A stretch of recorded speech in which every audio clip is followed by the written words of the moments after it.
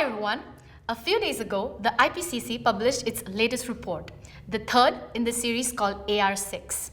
A little reminder of the previous episodes. The first report in 2021 explained how the climate is getting warmer. The second report in February 2022 focused on how we can adapt to this global warming. Well, this third report talks about mitigation, that is to say, how we can slow down or stop this global warming. The first part of this report insists on urgency of action. Indeed, the IPCC report tells us two things. First of all, to limit the global warming somewhere between 1.5 degrees and 2 degrees Celsius, we must take immediate commitments now. Global greenhouse gas emissions must peak in 2025, that is 3 years from now, and then decrease very quickly. This is a challenge because today, well, our emissions are still increasing. The second certainty is that as a collective self, we're not there yet. Based on the country's commitments in 2020, we're heading towards a global warming of 3.2 degrees Celsius, which could have terrible consequences. We can therefore imagine that this report will be followed by quick actions from the policymakers. For companies, it is therefore necessary to ask two questions. Am I able to accelerate my commitments, and if so, how? Second, what is likely to change in my environment if the mitigation accelerates on a global scale? Don't worry, we have been dissecting the IPCC report for the past 2 days, and we'll be able to give you some hints. The report insists a great deal on the fact that to succeed in mitigation, we will need funds, and a lot of them. The authors give us a range between 3 to 6 times more investment by 2030 than today. This is a lot, but it's feasible because there is enough money in the global financial system. We need to redirect it to the right investments. Of course, this means that some projects will be harder to finance, but this must be anticipated. The question to bear in mind is, how can I be sure to find the funding for all my projects? This is one of the biggest news on this report, so we will spend some time on it.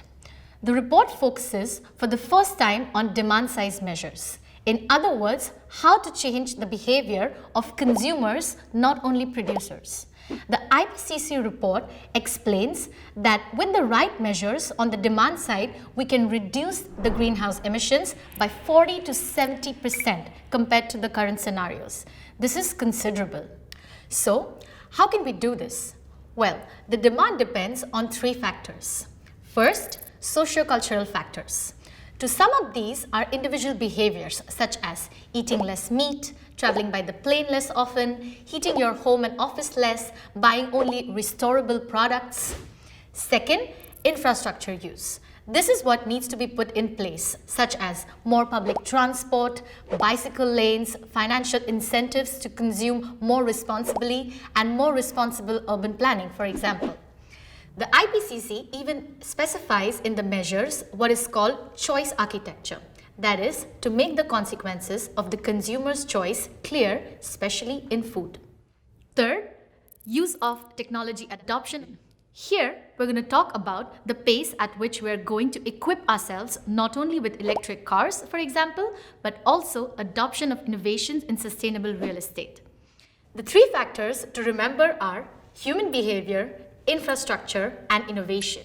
And in several major areas, the IPCC estimates the role of each of these 3 in reducing emissions. If you go and read the report, you will find plenty of guidelines for action which will enable you to anticipate individual behavior and probably also future regulation.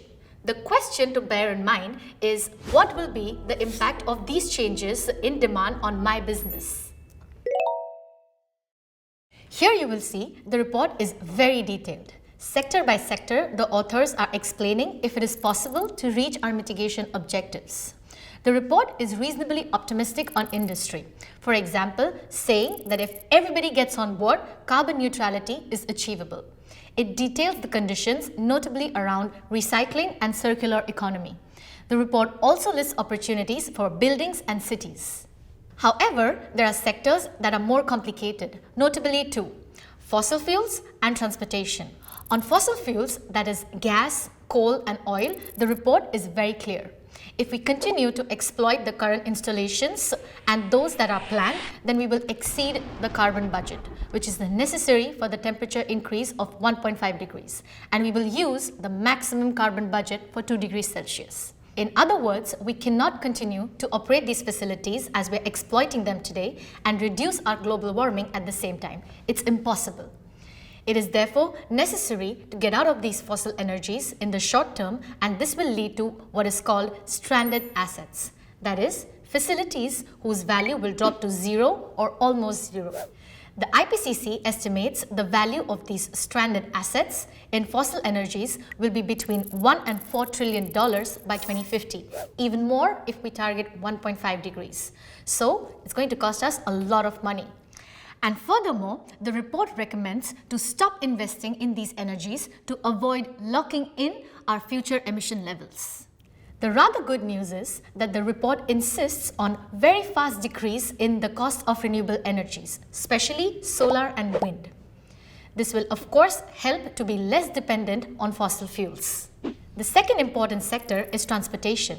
Here again, it is complicated as there are many details in the report, but we can retain two things. For land transportation, the authors insist on the potential of electric vehicles. But for aviation and shipping, the report clearly tells us that the technical innovations required to reduce the carbon footprint are insufficient today. To go further and discover the list of all sectors studied and the necessary changes, all you need to do is go and read the report, which is public. The question to bear in mind is, am I dependent on the riskiest sectors? And if so, how can I anticipate the future changes? This is the last part and then we'll be done. This is also the most interesting. Do you see this table? The IPCC has listed the mitigation potential of various measures. In it, we have things as diverse as wind power, nuclear power, and the use of soft mobility or reforestation. And each time we find the cost in dollars to reduce emissions by 1 ton of CO2. This cost fluctuates between $0 and $200. The IPCC tells us that below $100 per ton, the society finds the means to finance such measures. The authors advise to start with these measures. The question to bear in mind is how many of my company mitigation measures cost less than $100 per ton and how they can be done quickly. That's it for this report number 3 of IPCC. We hope that you have learned a lot and you have some actions to consider.